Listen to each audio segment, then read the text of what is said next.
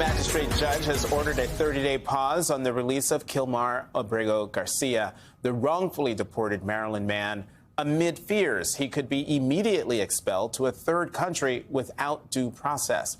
That ruling followed back-to-back decisions from two federal judges ordering his release from custody, both excoriating the Trump administration's handling of Garcia's case. In Tennessee, a judge blasted the Trump Justice Department's, quote, poor attempts to tie Abrego to MS-13, writing that the administration, quote, fails to show by a preponderance of the evidence, let alone clear and convincing evidence that his detention is justified. Any claim that Abrego is affiliated with the gang, the judge added, would border on fanciful. Meanwhile, a Maryland judge accused the DOJ of defiance and foot dragging for refusing to comply with her April order to facilitate his release from El Salvador, the very behavior now at the center of a sanctions request against Trump officials. Back with us is Congressman Maxwell Frost of Florida. Congressman, what's your reaction to the judge's rulings in the Abrego case, particularly that it would be, quote, fanciful to say he was part of MS-13? I mean, it's confirming what I think we've all known since the beginning of this whole thing. I mean, I think back to that interview that was a month ago or so with Donald Trump, where they asked him, you know, why did you take him in the first place? Why did you send him to El Salvador in the first place? And he just blatantly says a lie that he had MS-13 on his knuckles, which, number one, isn't a thing. And then the photo that the right wing was posting on X was a doctored photo. It looked like someone made it in Microsoft Paint or whatever, Photoshop or whatever. From the way back. I think, yeah, from the way back. I went back to computer class there.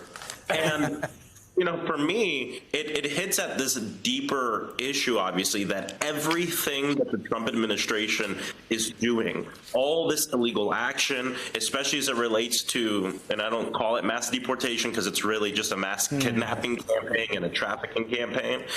It's based on lies, disinformation, and misinformation. And here's the thing, a lot of times this stuff comes from the internet, right? It comes from the depths of right-wing incel and folks like that. But a lot of this is coming from the administration itself, whether it's doctored photos, whether it's lies about people. And that is the most concerning part of any of this. You know, I was on an interview a few months ago, and on one of my local TV stations, they said, well, you know, the Trump administration is making the case that they don't have the capacity to give all the immigrants due process. What do you think about that? Asking it like it's that's a legitimate thing.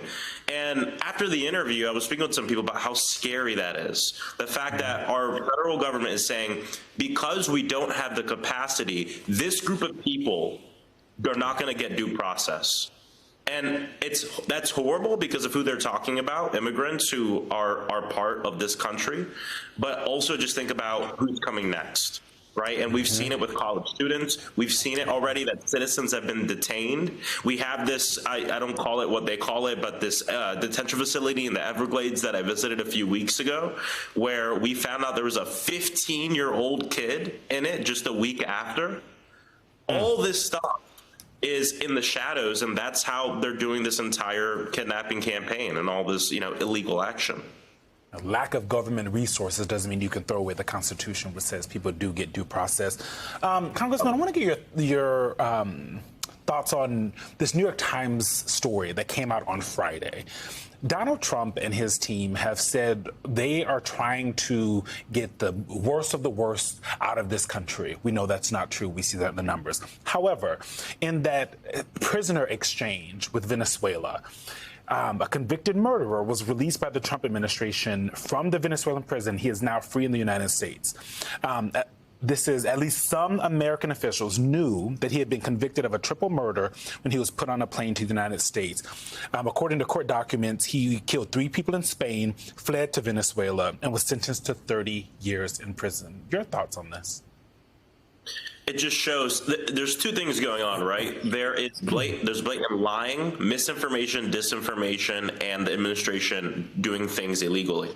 But then the second part of it is they're actually extremely incompetent, and they don't want to see things through. They don't want to do things correctly, right? And that's part of the reason why this entire campaign, we've seen so many people without any kind of criminal record or charge being swept up in it. We've seen U.S. citizens swept up in it. We've seen veterans swept up in it. And so what's going on is essentially when they feel like they've lost the battle, they quickly want to move on from it because they don't want to talk about it. Right. So when we see the release of a lot of people from CICOT going back to Venezuela, some coming back to the United States, et cetera, there's no want there to actually do the thing they've said they've been doing, which is keeping, the most violent, craven people out of the United States. They just want it to end and move on. Right, because they don't want that criticism, and so that's what we see. That's what's happening in that case too. Right. All right, it's over. Let's move on. Let's move to the next thing. Let's move to the next thing. That's how they do it. Right. They want to flood the zone with information, with the thing of the day, with the next thing of the day, because they don't know what the hell they're doing. Congressman, real quickly, because we're out of time, but your reaction to the state attorney general put this tweet out. We recently got a tip from someone whose abusive ex overstayed a tourism visa. He is now queued up for deportation. If your ex is in this country illegally, please feel free to reach out to our office. We'd be happy to assist. What in the revenge? This number one, there's something deeper here with this man, right? He probably has some ex trauma in there that, that's the reason for that. But I got to tell you that this attorney general is crazy. He's been appointed to this position, and this is actually the guy who was really behind this entire Everglades internment camp that we see that was built by the state of Florida. He's the one that's been posting about the merch. He's probably the one that came up with the name, and it's the type of person that we cannot have in any kind of public office or leadership. And he's just thinking about the next thing. Like I've said, we've heard that cruelty is the point. It's not just the point, it's strategy. It's part of the entire blueprint of everything they're doing in this administration.